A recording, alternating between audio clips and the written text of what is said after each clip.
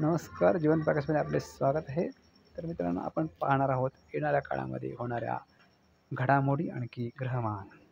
तर मित्रांनो, 1 एप्रिल रोजी 6 ग्रह मीन राशीमध्ये येणार आहेत. आणखी हा एक महत्त्वपूर्ण योग होणार आहे. आणखी त्याचे खूप परिणाम होणार आहेत. चित्रविचित्र परिणाम, शुभाशुभ परिणाम, जास्त करून वाईट परिणामच होणार आहेत. कारण या ग्रहांमध्ये राहू आणखी नेपच्यून हे 2 ग्रह पापग्रह बाकीच्या ग्रहांशी युती करत आहेत.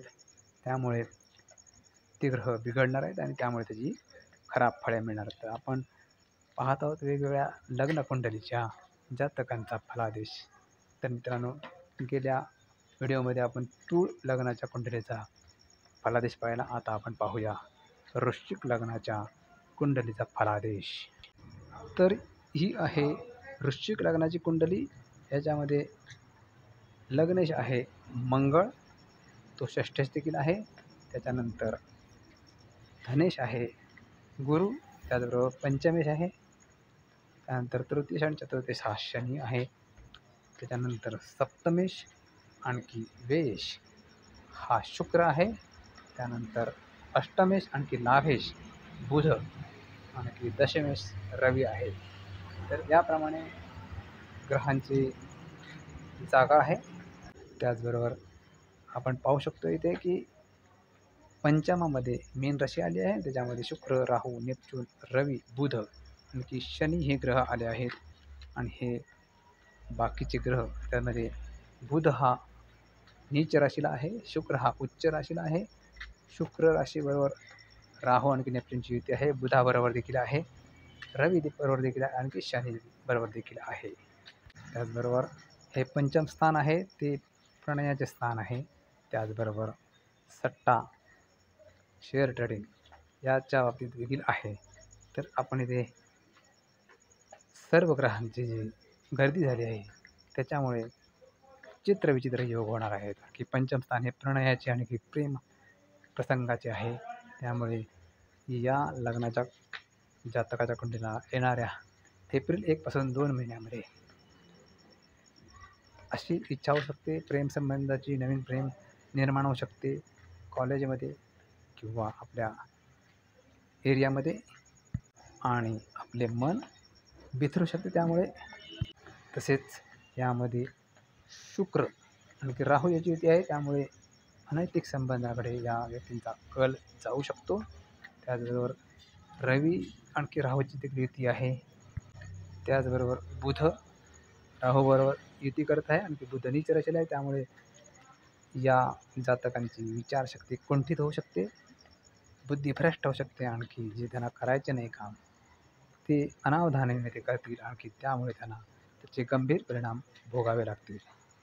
त्याचबरोबर पंचम स्थानी संततीचे स्थान आहे.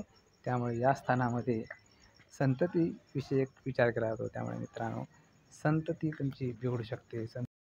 म्हणजे संततीला वेगवेगळ्या प्रकारचा त्रास होऊ शकतो. त्याचबरोबर दशमेश हा पंचमात आहे. तर त्यामुळे वडिलांच्या धंद्यातून जे काही मिळणार असेल त्या बाबतीत संततीला समस्या होऊ शकतात. वडिलांमुळे त्रास होऊ शकतो, धंद्यामध्ये त्रास होऊ शकतो. अशा कोणत्याही गोष्टी घडू शकतात. दशम स्थान हे व्यवसायाचे, उद्योगधंद्याचे आहे. त्यामुळे उद्योगधंद्यामध्ये त्याला थोडा बहुत त्रास होऊ शकतो. परंतु रवी हा मित्र राशीमध्ये आहे, त्यामुळे जास्त त्रास होणार नाही. त्याचबरोबर या पंचम स्थानामध्ये तृतीयश आणखी चतुर्थश आहे शनी, आणखी तो वेगवेगळ्या युतीमध्ये आहे.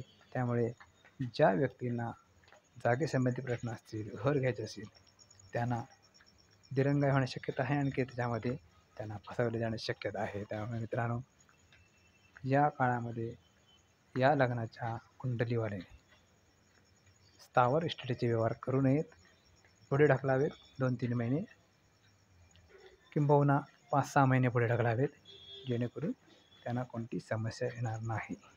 त्याचबरोबर या कुंडलीमध्ये असलेला शुक्र हा ग्रह सप्तमेश आणखी वेश आहे.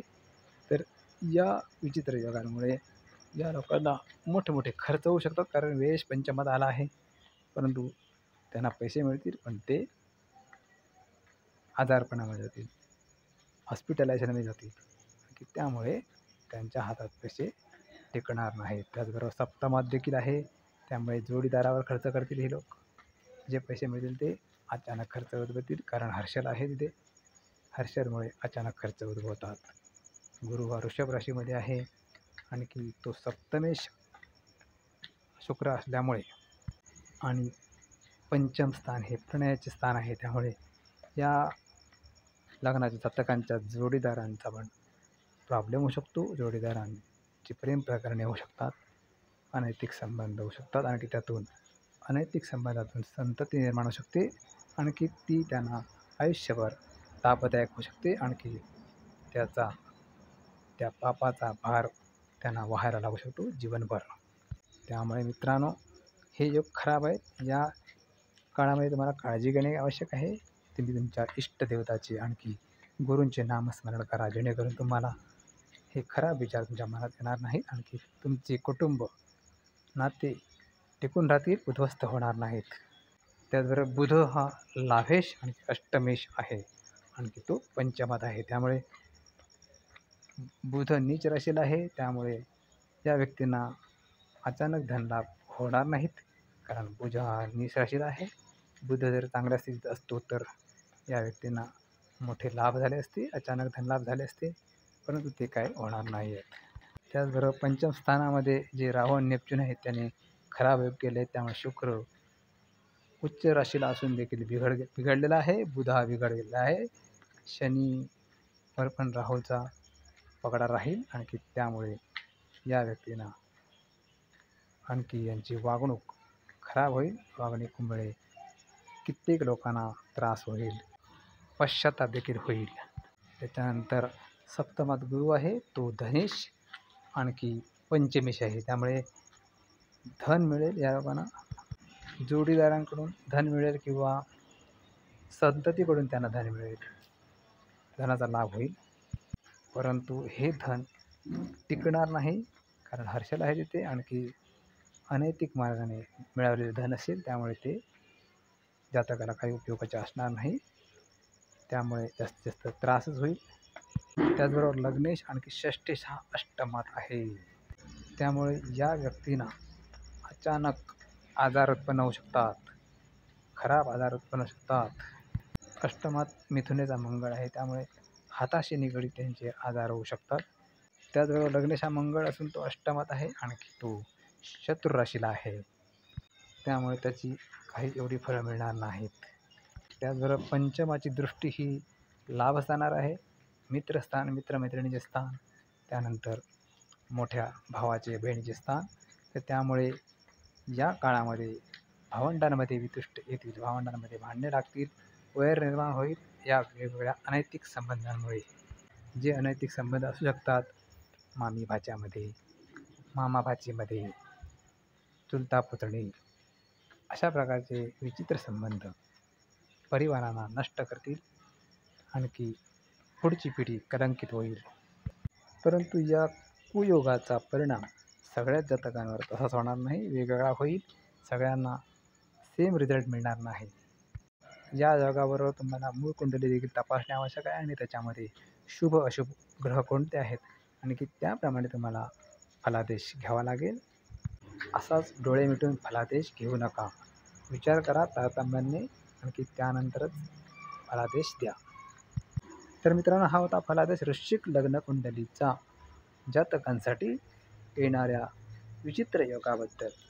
तर आपल्याला व्हिडिओ नक्कीच आवडले असेल जास्तीत जास्त लोकांना तुम्ही फॉरवर्ड करा, शेअर करा, लाईक करा, जेणेकरून त्यांना देखील या विचित्र योगाची कल्पना येईल, आणि त्याप्रमाणे त्यांना आपल्या जीवनात सावध राहता येईल.